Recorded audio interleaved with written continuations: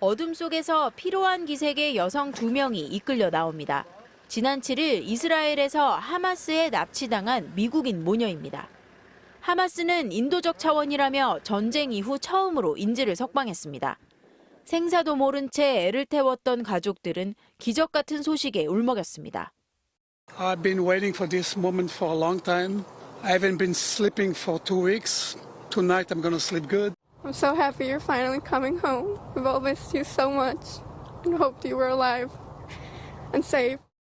현재 하마스에 붙잡혀 있는 인질은 200명이 넘는 것으로 알려졌습니다. We are all hoping and praying that all of the people that are captive by the Hamas and are getting inhuman treatment will get released as soon as possible. 조 바이든 미국 대통령은 더 많은 인질들을 구하기 위해 이스라엘의 지상전이 미뤄져야 하냐는 취재진 질문에 그렇다고 답했습니다.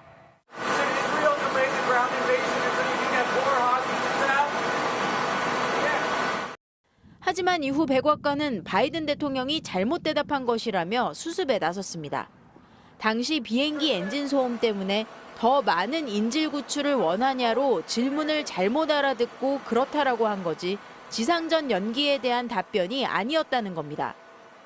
백악관은 단순 착오라고 해명했지만 현지 언론은 미국과 유럽연합이 인질 협상 시간을 벌기 위해 이스라엘 지상전 연기 압박에 나섰다고 전했습니다. 당초 이스라엘은 하마스를 전멸하는 대규모 군사작전을 늦추는 데 반대했지만 더 많은 인질을 석방하려는 미국의 압박으로 지상전 연기에 동의했다는 외신 보도도 나왔습니다.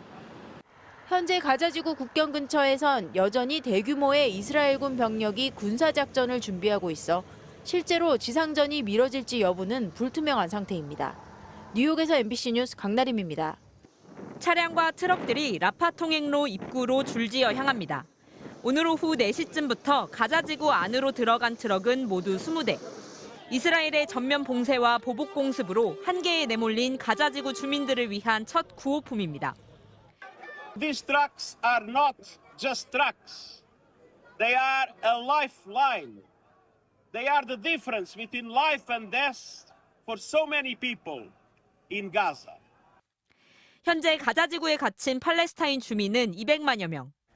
유엔은 의료시설의 붕괴를 가장 우려하고 있습니다. 가자지구의 알쿠드스 병원 중환자실. 붕대로 온몸을 감싼 어린이와 부상자들이 침상마다 누워있고 복도는 피난민들로 꽉 찼습니다. 팔레스타인 적신월사는 400명 이상의 환자와 12,000명의 피난민을 수용하고 있는 이 병원에도 이스라엘군이 즉시 대피할 것을 경고했다며 국제사회에 긴급한 조치를 취해달라고 호소했습니다. 유엔은 가자지구 1차 의료시설의 60% 이상은 이미 문을 닫았고 운영 중인 병원들도 연료와 전기가 끊겨간다고 전했습니다. 유엔은 물과 식료품이 거의 고갈된 가자지구 주민들을 지원하기 위해선 최소한 트럭 100대 이상이 필요하다고 보고 있습니다. 아세안 10개국과 걸프협력회의 6개국 정상들도 구호품 전달을 위해 휴전이 필요하다는 공동 성명을 발표했습니다.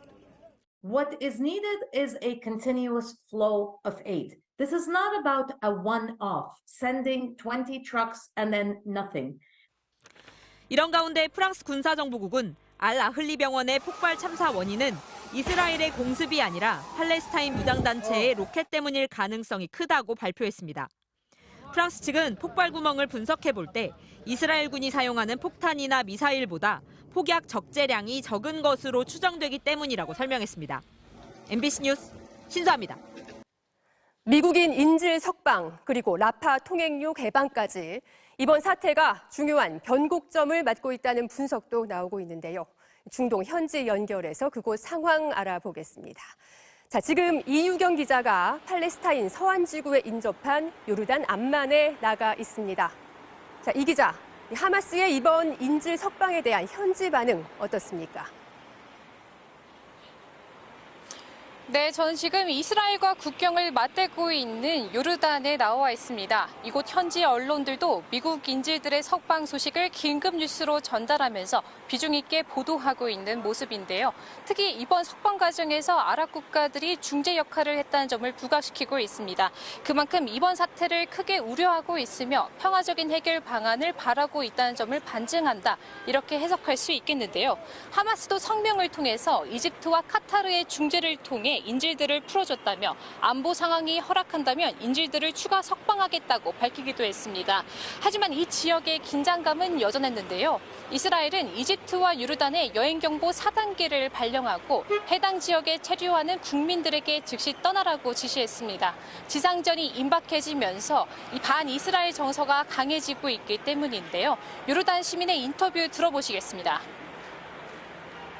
إسرائيل لن توقف الحرب، إسرائيل بدها تعمل عمليتها وبدها تدخل غزة وبدها تحتل غزة، بس راح تطلع مهزومة وما في حماس. 자, 지금 이집트 카이로에서는 주요국들이 참여하는 평화회의가 진행되고 있습니다. 그 결과가 궁금한데 회의가 아직 끝나지 않았죠? 네, 그렇습니다. 당초 한국 시각으로 오후 4시부터 회의가 시작될 예정이었는데요. 예정 시각보다 약 2시간 정도 더 늦게 회의가 시작된 것으로 알려졌습니다. 이번 평화회의는 이집트 RCC 대통령의 제안으로 긴급하게 마련되었는데요. 이스라엘 팔레스타인 해법 등을 의논하고 또 공동성명을 내놓을 것으로 보입니다.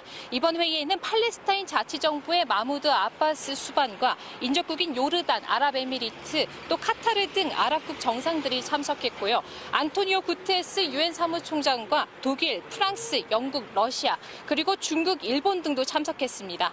다소 당초 이스라엘과 미국이 참석하지 않을 것이라는 얘기가 나오면서 반쪽짜리 회의로 전락할 것이라는 우려도 있었는데요. 미국은 정상급 인사 대신 임시 대리대사를 회의에 보내기로 한 것으로 알려졌습니다. 참가국들 사이에 이견이 커서 공동성명이 나오지 못할 것이라는 우려도 있습니다만 주요국들이 사태 해결을 위해 다각도로 노력하고 있다는 점을 보여준다는 점에서 이번 회의가 절반의 성공은 거뒀다 이렇게 평가해 볼 수 있겠습니다. 이상 요르단 암만에서 MBC 뉴스 이유경입니다.